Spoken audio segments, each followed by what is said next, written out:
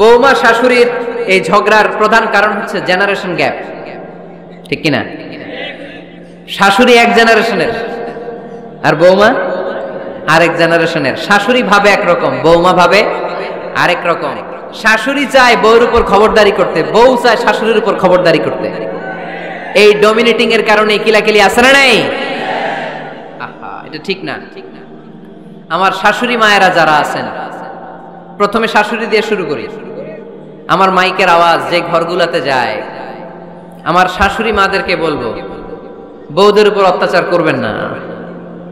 ছেলেরে প্রশ্ন করে, তোর কাছে তোর বউ বড় না আমি বড়?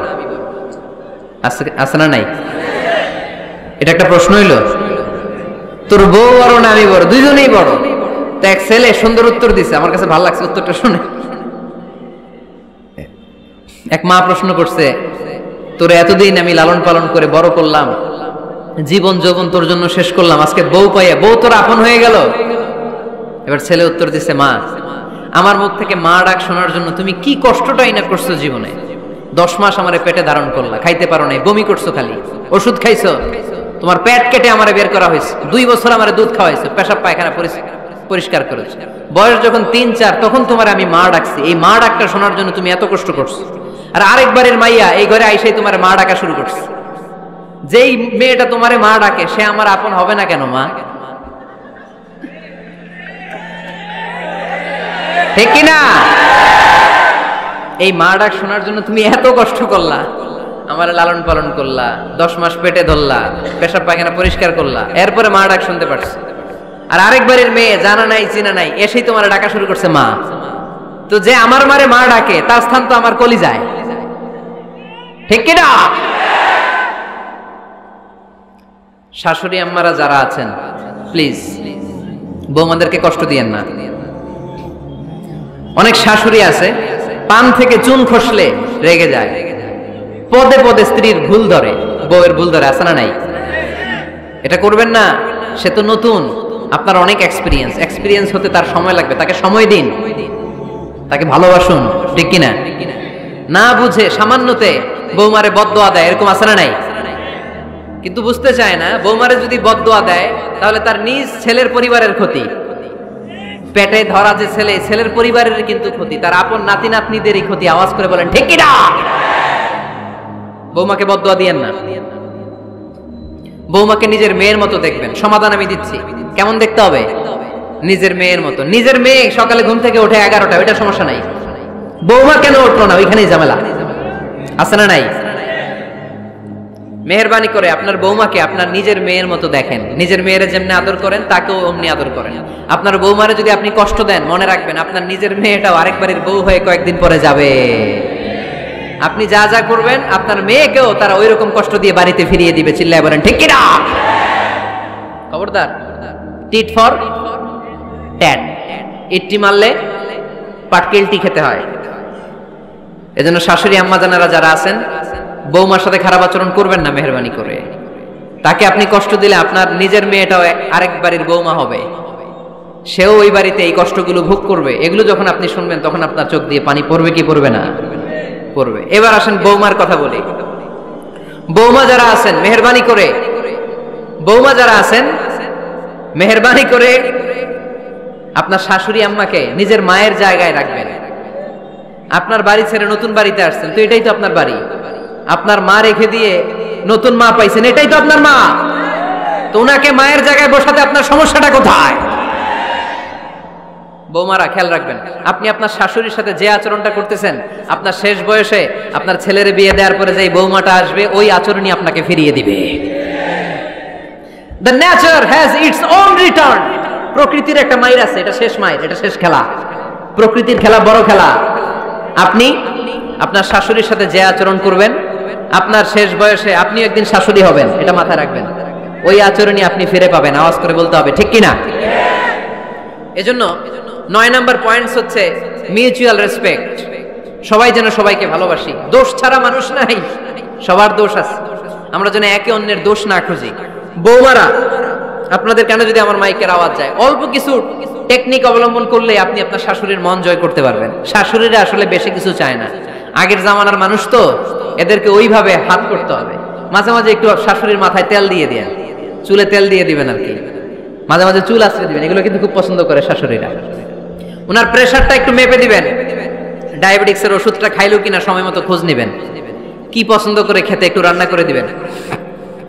যেই বক্তার ওয়াজ শুনতে পছন্দ করে ওই বক্তার ওয়াজগুলো ডাউনলোড করে শাশুড়ি আম্মাকে দিবেন, ইসলামী বই দিবেন। দেখবেন বয়স্ক নারীরা মাহফিল যেতে খুব পছন্দ করে, ওয়াজ শুনতে খুব পছন্দ করে, নবীদের কাহিনীগুলো শুনতে পছন্দ করে। বসায় বসে একটু কাহিনীগুলো শোনাবেন।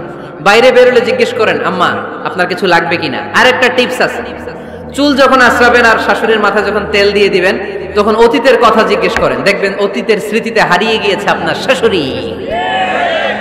কি জিজ্ঞেস করবেন জানেন?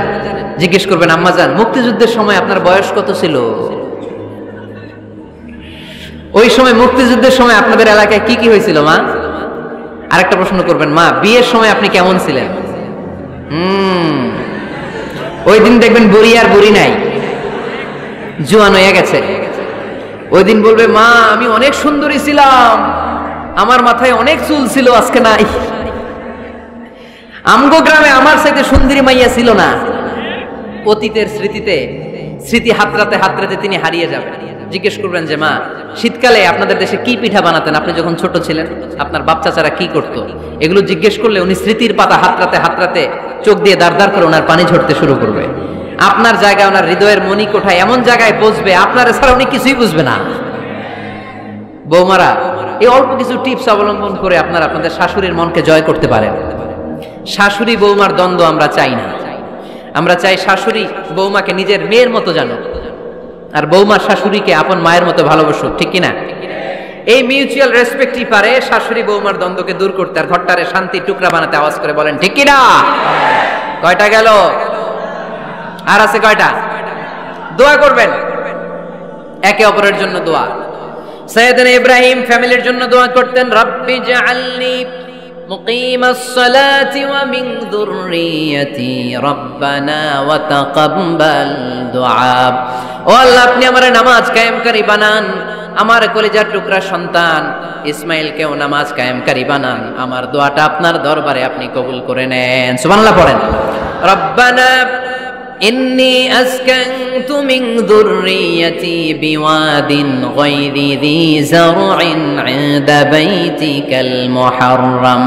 ও আল্লাহ আমার সন্তান সন্ততি আমার ফ্যামিলিকে ধুধু মরুপ্রান্তর এই উপত্যকার মধ্যে তোমার কাবা ঘরের সামনে রেখে গেলাম, তাদেরকে তুমি নামাজ কায়েমকারী বানিয়ে দিও।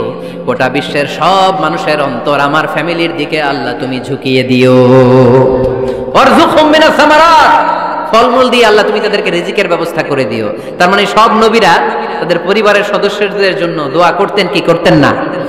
আবার কোরআন আমাদেরকে শিখালো, রব্বানা হাব লানা মিন আজওয়াজিনা ওয়া মিন যুররিয়াতিনা কুররাতা আ'য়ুন ওয়াজআলনা লিল মুত্তাকিনা ইমামা। ও আল্লাহ এমন নেককার সন্তান, এমন নেককার স্ত্রী আপনি আমাকে দান করেন যাদের দিকে তাকালে আমার চোখ দুইটা ঠান্ডা হয়ে যায়। চক্ষু শীতলকারী স্ত্রী দেন। বিয়ে যাদের হয় নাই, ইয়াং ছেলেরা এই দোয়াটা করবা। বিয়ের জন্য দোয়ার দরকার আছে না নাই? প্রতিদিন এই দোয়া করবা, আল্লাহ এমন স্ত্রী দেন,